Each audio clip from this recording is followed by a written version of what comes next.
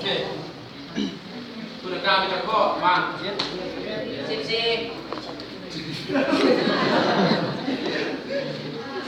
การมากของพื้นเนาะนี่มากพื้นเซกเซ่เนาะ1กดบางพื้นแล้วกดกาพื้นเนาะพื้นกดบนนี้เนาะนี่เนาะในล็อกบางพื้นเนาะบนกดบนนี้เนาะเซกเซ่คือกับพื้นอากาศเนาะซากเนาะก็คือพื้นอากาศคือกันเนาะมาเพื่อพ่อได้สกูคือกันเนาะในผมเองกันผมได้สกูกับก็มีคนได้เนาะคนพื้นไปคนนั้นได้เนี่ย3ห้ามปลาโอ๊กลงเรือนก็คือกับพื้นตาจะมาเขาบริบีมันมีล็อกเนาะติดล็อกในพื้นเนาะถึงก็ตากับพื้นอากาศเนาะนี่ล็อกก้นเนาะรัดเลยเนาะ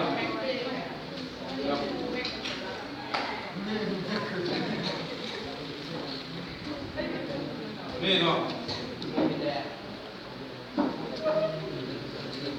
แล้วมันมาโซ่ไฟส่งออกตามมาทางลูกเรือนเลยแกนลูกเรือนออก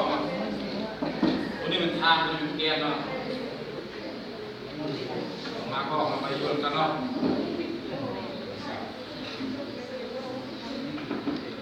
มัน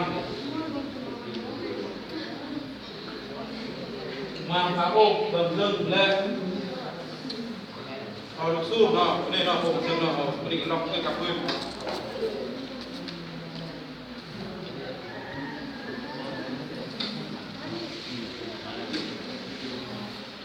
นี่เนาะผมขึ้นเลยเดี๋ยวลูกสู้เนาะนี่เนาะ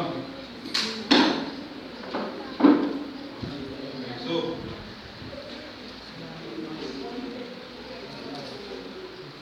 เจ็ดทาง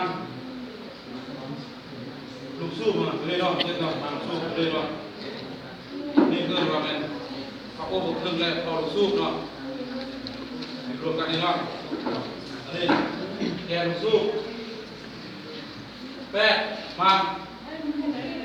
ดอกโซ่เลยแกลูกสู้ด้วยเนาะนี่เนาะเวลามานี่เราต้องเอาปูมือเนาะคัดไว้เนาะเวลาพุทธล็อกนี่ยามันดีเข้าเนาะเอามือข้างไว้เนาะมันก็จะจีบออกเนาะนี่เนาะแกลูกซุปแล้วโซ่นี่เนาะมันแกซุปแล้วโซ่ก็เปิดหมดสำนีเนาะทางมาเนาะทางมาตรงหมดสำนีเวลาก็คือกันเนาะในตรงกันข้ามกับเวลามาใส่มาเอากล้องนี่เนาะใส่กอลูกซุปปลาโอ่งตึ้งเลยกอลูกซุปเนาะกล้องนี่ใส่เนาะอันนี้เนาะแล้วผมก็ลูกเลื่อนแล้วแกลูกซุปเนาะวันนี้มันตากับพื้นอากาศเนาะกินอากาศกล้องมันจะเท่เนาะนี่เนาะก็ใช่เนาะก็เนาะก็ตรงนี้ก็ได้ได้ชื่อเนาะก็มันชื่อเนาะ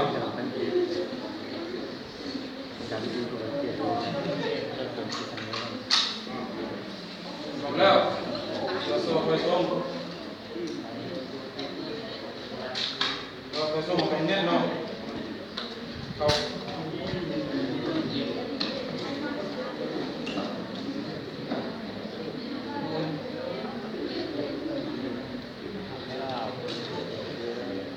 รูดเนาะบอกเลยละวันนี้เราทักนะเทียบทำไมล่ะจะได้เป็นแม่ตัวเนาะนี่เนาะ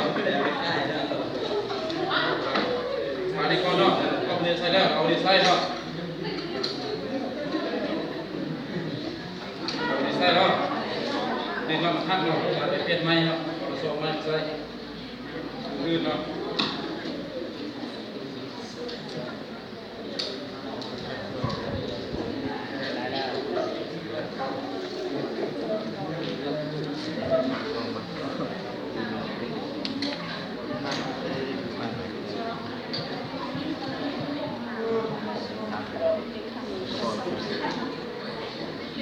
ผม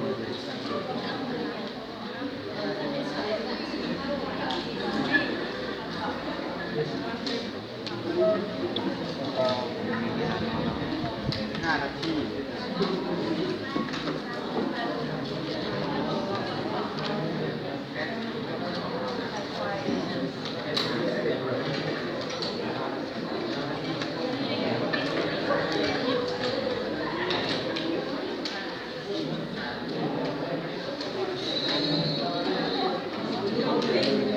แล้วสร้างเก่าเนาะสร้างพื้นเราสร้างไปเนาะเราซ่อมันพอดีแล้วเนาะเราพอใช้สร้างก้อนนี้ก็สร้างได้ขึ้นไปเนาะแล้วสร้างแล้วก็ไปเนาะครับหมดเนาะการมาก็เป็นอาการแล้วก็เซ็กซี่วันนี้ถือหมด